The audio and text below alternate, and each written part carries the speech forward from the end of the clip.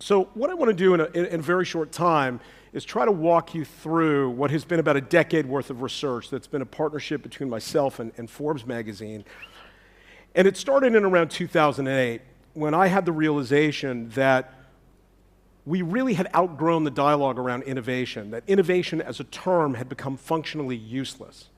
And that in 2008, the world fundamentally shifted in the wake of the recession. That we went from being in an era where innovation was the main dialogue, talking about technology and business models, to where something fundamentally shifted.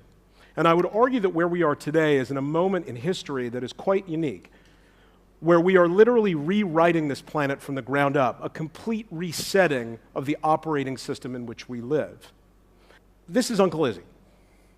Now, the reason I show you this is my family and my uncle owned a $6 billion a year revenue media company based out of Canada. They were the owners of Network 10 here in Australia, actually. And this was a business that was built with a lot of blood, sweat, and tears, and unfortunately fell to a very, very sad story, which was the company inevitably went under. 40 years of someone's life, $6 billion in revenue, mostly driven by the fact that they had not focused on the key changes that were going on in the world around how media was going to and was in the midst of being rewritten. So I take this shit really seriously. This is something that really affected us on a very personal level. Now, I went out as an entrepreneur. I'm a 5-time serial entrepreneur, and I went out and started another news agency, which in 2009 I ended up selling to the Anschutz Group based out of Los Angeles. So I went from being an entrepreneur predominantly most of my life to being the chief innovation officer of a 70,000 employee business where we were the largest live sport and innovation business in the world. Now, difficult because the owner of that business was 78 years old and has no cell phone and no computer. So talking about innovation and talking about how the world was being rewritten was a bit challenging. Now, you won't know the company necessarily, but you would certainly know the brands that we own. So the LA Kings, one of our brands, the LA Galaxy, the LA Lakers, and we were also one of the largest concert promoters in the world, seating roughly about 350 million people a year, with artists you would know, typically folks like Taylor Swift, The Beeb, you're welcome. And I say this because we were in a very physical business. It was very difficult. In the entertainment business, you put people in seats like this, you entertain them with other physical people, and you sell food and beer. That's basically what you do. So when I left the business, what I do now is I am a partner with one of the largest talent agencies in the world, and our job is to take the vast majority of talent in Hollywood and to help rewrite the industry by rewriting their careers. So I've taken this right from sort of failure right through the theory about how we're rewriting Hollywood today. And let me just take a quick step back for you for a minute. From a historical perspective, we are very, very bad at understanding where we've been. Go back to 1830, just to understand the scope of this. Prior to 1830, when the railroad became ubiquitous for most people in the Western world, human beings barely moved. We barely moved. In fact, if you go back right to recorded history, to 4000 BC, in that 6,000-year period between then and 1830, you had a better than 85 to 90% chance that you would live, marry, and die within 15 kilometers of where you were born. 85 to 90% of us. We didn't move. If you fast forward to 1920, when electricity became ubiquitous, we did most of this in the dark. So the reality is, if you think of where we started in 1920 at electricity to where we are today in 2016, talking about robotics and deep learning and machine learning and AI, you can see that we have moved more in a tiny, tiny period of time as a civilization than we ever did in the preceding 6,000 years. And what we've entered into is a state of time deflation. Time is literally shrinking on you. We know from both a quantum physics perspective, a theoretical physics perspective, that if you look at what happens in a minute today, an hour today, it is fundamentally shorter than what happened in an hour 50 years ago. You can look at that by the things that have cycles in your life. Take a look at the stock market. The last major stock market prior to 1987 was in the 1940s, a somewhat 40-year period. From 1987 to 2000, it was a 13-and-a-half-year period between major market crashes. Between 2000 and 2008, 8 years. We are clocking very close to another market crash based on the timing of where we see the seasonality. The cycles are literally shrinking. So when you think about discussions around innovation or doing stuff better, you really shouldn't be thinking about technology and implementation and execution. You need to be thinking about time deflation. Literally, time is shrinking on you. The sense of urgency that people talk about in meetings and discuss really is factually written in time. Now, the question is this working? Are we better off? Has innovation and progress worked for us as a society? And the answer is hell yeah. It really has worked. Couple examples. We have now in the Western world almost doubled human life expectancy. In the last 100 years, in fact, we've now close to over doubled it. But then you also have the old adage of we work too hard. Everybody here thinks they work too hard. We're stuck in our devices, we work too hard, we spend too much time at the office, not enough time with our kids. Turns out you're dead wrong. That in fact, over the last century, we have half the number of hours the typical Westerner works. So we are living longer, working less, and if you look at civilian deaths by casualty of war, it's almost half since the end of World War II. So it is working. We are better off. Now, let me talk to you about the rewrite specifically, and I want to try to just draw a bit of a distinction between innovation, disruption, and rewriting, because they are very different. Innovation, I would argue, is outgrown as a concept. It is not functionally useful anymore. Innovation, to me, is today's incrementalism. It is doing stuff better, at a better clip, at a better rate, with faster marketing, better client implementation. It's all about better results. Disruption is very easy to define. It's the way Clay Christensen defined it. It's when you have an entrant into a market, low cost, high volume, and they eat their way up the food chain and take over market position. Rewriting, however, is very different. It often, and by the way, the thing you need to pay attention to, innovation and disruption are necessary but not sufficient for a rewrite. Rewrites are marked by two very specific things. The first is something that is a rewrite around you is having a deep impact on the way we live. It's a societal change. We are living in the largest era of mass institutional shift in the history of our species. Rewriters touch that. They affect the way institutions work and shift. And secondly, typically, when someone is a rewriter, it's marked by having an impact on an industry that was totally unintended. So if you looked at an industry, and let's say it was the autonomous vehicles, as an example, touch on so many other businesses and elements of our lives. It's a deep and effectual rewrite. Just think of one little issue, which is the mobility of the elderly. It completely changes that perspective. Picking up your kids at school, the healthcare business, urban planning, automobiles themselves. So rewriting becomes substantively different. And I worry, and I think too many boards and CEOs and executives are too focused on innovation as a concept or disruption and not focused enough on the systemic changes that are going on around them, which touch upon rewriting and resetting the operating system of the planet. Now, here's one of the reasons it's happening, which is inversion. Almost everything in your life that is an institution follows a power pyramid. Government, religion, education, your family.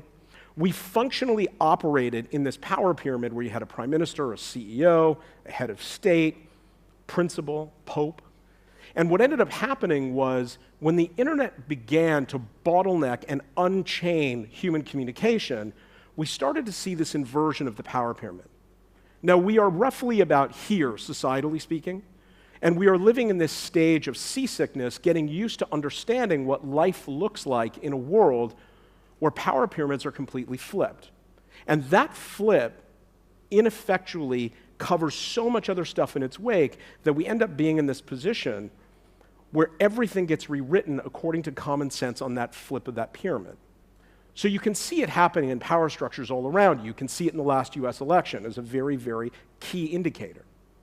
Now, there are many drivers of what's causing this rewrite, and I would argue post-2008, this perfect storm happened where many of these drivers came together at once and were in a position where you have this perfect storm of this confluence of events. Now, we don't have time to go through all of these, but let me give you a couple of examples. Technology is an easy one, but let me talk specifically about one element of technology. The thing that threw jet fuel on the fire is cost. Today, the tools of innovation are being fully dropped and democratized to a cost of net effect nothing. We're in a position where for almost the last 6,000 years, most of the tools of innovation, whether it was the Gutenberg moment or cable or broadcast or quantum computing or anything you touched, anything that was substantive technologically or touched base units of human communication, was really damn expensive. Now, these tools are dropping to zero and changing the way the world works in terms of how we democratize innovation. Let me give you just an example from my own life. In 1999, we built an e-commerce company that we took public. The engine that we built that on cost us in 1999 roughly 46 million American to build. My last investment in an e-commerce company, they had an engine that was about 25 times more sophisticated than the one we built in 99. Their fully burdened cost on that build was about $3,500 US. And by the way, it's not just about the big e-commerce mobile apps and that sort. It's about really heavy tech. CRISPR-Cas9 today, a DNA splicing and genomic editing tool, can put the hands of genomic editing into a high school student with about 2 weeks worth of education and about $20,000, where they're in a position to DNA edit out a species today, now. So we need to be aware of the change happening around the cost of this innovation because everyone that had a moat built around them is now outflanked. Let me talk about behavior, a second big driver. Human behavior hasn't changed much in 6,000 years until the rise of the consumer internet in the mid-90s. You are functionally unrecognizable to the people that walked on this planet 30 years ago. We are a completely different behavioral entity. Let me give you an example. If you go and went to the Pope in 2005, this is the St. Mark's Steps just outside of the Vatican. The white smoke came out of the plume. Pope Benedict is anointed. Let me show you the exact same moment 7 years later with Pope Francis. Now, in 2005, the point-and-click camera and camera phone was very ubiquitous. So why does this look so different? Exact same moment in time, exact same photograph. What happened during those 7 years? Social, the rise of social. What you are witnessing is a behavioral adaptation. We have evolved into a culture of people that behaviorally share the things and events in our lives that we care about in a very public way, in a way that would have been deemed rude or breaches of privacy only 10 years ago. It is a total behavioral shift. Let me explain why. If Darwin were alive today, he would argue that we have evolved, and the data would back him up. If you look at data coming out of the sociology departments of Stanford and Oxford, you will see that we have caught up with science fiction. That in fact, you are now two people. Science fiction talked about this for decades, by the way. You are two people. You are a physical human being, the person that is sitting in a room, and best way to think about it is face-to-face interaction. And you are a virtual being, the person you are in non-face-to-face interaction. Phone calls, anything touching the web and mobile. Why should you care? You should care because your behaviors and your virtual ID are very markedly different than they are in your physical self. You do things virtually you would never, ever do in your physical self. And here's the other reason you should care. Because 75% of your time as a Westerner in your work life is spent in your virtual ID and not your physical one. The average North American spends 62% of their time interacting with close friends and family in their virtual ID and not their physical one. Getting this wrong is going to have deep impact on marketing, recruiting, managing your staff. This is like walking into a Japanese restaurant and speaking Russian.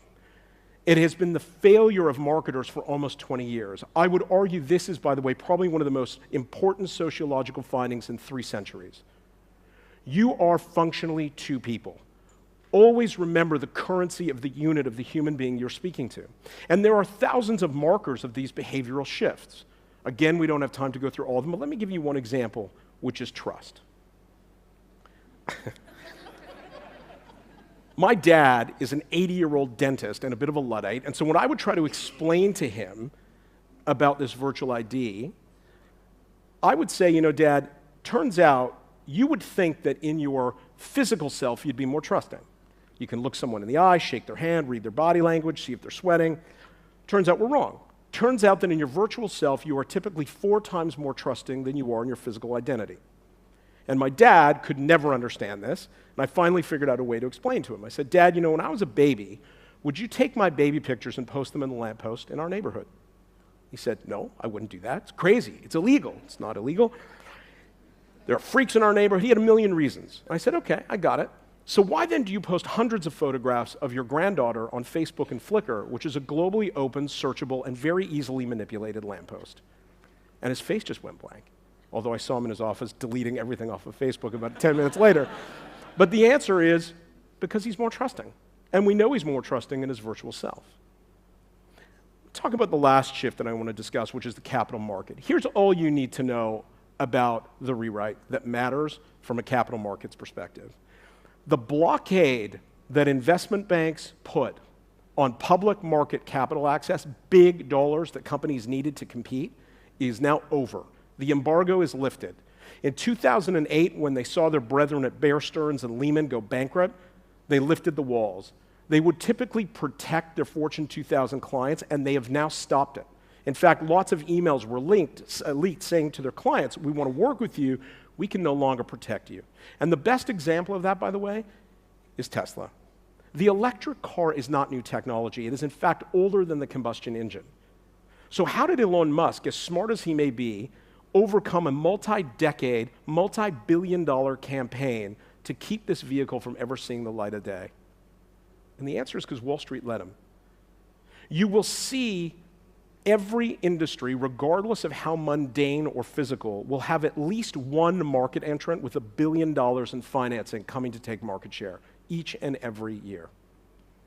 So let me end off with the answer. And before I give you the answer, let me give you something to think about with respect to numbers. There are currently 3 billion of us sitting on the network today. Within the next 24 months, we are expecting the next billion to light up. That 24-month period and those billion people will be the single largest economic event in human history. Single largest economic event in human history. And all the smart money is totally focused on it right now. And if you want a sample of what that looks like, roll back the clock for 4 days, roughly, to Singles Day on Alibaba. Singles Day, their big one-day sale, I don't know why they call it that, but this year on Singles Day, Alibaba sold just north of $20 billion worth of product in one day. $20 billion. That, by the way, is roughly the same as Facebook's annual revenue. They did in one day. And the vast majority of this coming from the developing world. So keep aware that we are quite lonely on this network currently. There's only 3 out of the 7 of us living on it. And here's what we know about the playbook, and here's what we know works. Large organizations, small organizations, the data points the same. The answer is parallelism. The way you survive in a world that's being rewritten around you is you focus on building parallel entities whose job it is to put the master entity out of business. It's exactly how Google structured itself with Alphabet. It's exactly how Samsung structures itself. And here's the rule. Companies are very bad at understanding how to move quickly and react for good reason. They have real things to do and real employees and real quotas and real staff. By building parallel entities, you create an ecosystem that becomes unstoppable. And here's the rule. The rule that works is the companies that are most successful are the ones that create 10% new revenue year over year from new product. 10% new revenue year over year from new product. Google, by the way, is at about 25%. So while there is no specific playbook of how you function in a world that is being rewritten around you, I can tell you for sure this is going to be one hell of a 730 days. Thank you very much.